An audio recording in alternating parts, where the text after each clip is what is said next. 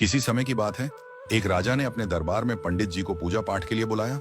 पूजा के बाद राजा ने पंडित जी से 3 जटिल सवाल पूछे। 1. भगवान कैसे दिखते हैं? 2. भगवान कहां तक देख सकते हैं? 3. भगवान क्या करते हैं? पंडित जी थोड़े सोच में पड़ गए और बोले, महाराज, इन सवालों के उत्तर देने के लिए मुझे थोड़ा समय चाहिए। राजा ने उन्हें 1 महीने का समय दिया। पंडित जी घर लौट आए, लेकिन कई दिनों तक उत्तर नहीं सूझा। उनकी परेशानी देखकर उनका बेटा बोला, पिताजी, आप क्यों चिंतित हैं? पंडित जी ने उसे राजा के सवालों के बारे में बताया। बेटे ने आत्मविश्वास से कहा, पिताजी, आप चिंता न करें, मैं इन सवालों का उत्तर दूंगा।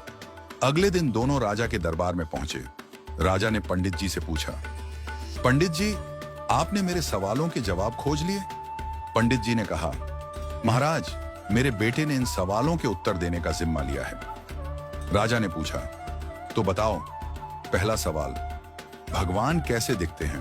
पंडित जी के बेटे ने मुस्कुराते हुए कहा, महाराज, कृपया एक कटोरी दूध मंगवाइए। दूध लाया गया।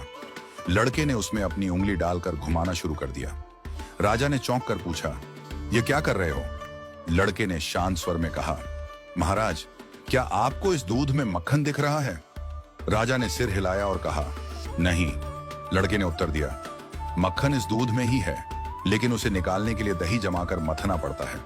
ठीक वैसे ही भगवान हर जगह हैं, पर उन्हें देखने के लिए ध्यान, साधना और सेवा का मंथन करना पड़ता है। राजा ने मुस्कुराते हुए कहा, अच्छा उत्तर दिया। अब बताओ, भगवान कहां तक देख सकते हैं?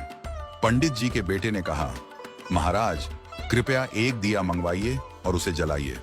दिया जलाया गया और उसकी रोशनी चारों ओर फैल गई। लड़के ने पूछा, इस दिए की रोशनी कहां तक जा रही है? राजा ने कहा, यह तो पूरे कमरे में फैल रही है। लड़के ने उत्तर दिया, ठीक वैसे ही भगवान की दृष्टि की कोई सीमा नहीं है। जैसे इस दिए की रोशनी हर दिशा में फैलती है और सब कुछ देखती है, वैसे ही भगवान भी हर जगह सब कुछ देख सकते हैं। राजा ने संतुष्ट होकर कहा, बहुत अच्छा उत्तर दिया। अब बताओ, भगवान क्या करते हैं?